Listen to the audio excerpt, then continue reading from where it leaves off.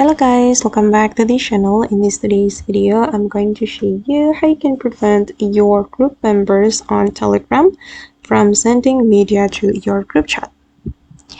Okay, let's get into it guys. First of all, I'm going to open up my Telegram application and then I'm going to open up one of my group chat on my Telegram. So this is one of my group chat and I'm going to open it, and we can click on the group chat's name, then go to the group chat setting, but before it you can click on these three dots and then select manage group.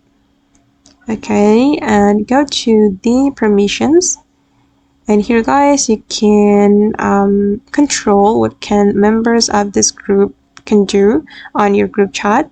And since we want to prevent the group members from sending media such as photo or a video, we can disable this option, send media option.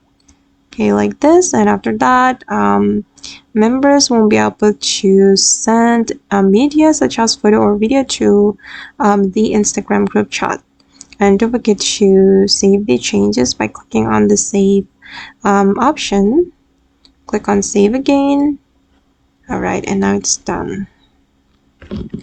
Okay guys, and that's all the way to prevent group members from sending media on a Telegram group chat. I hope this tutorial will be useful for you.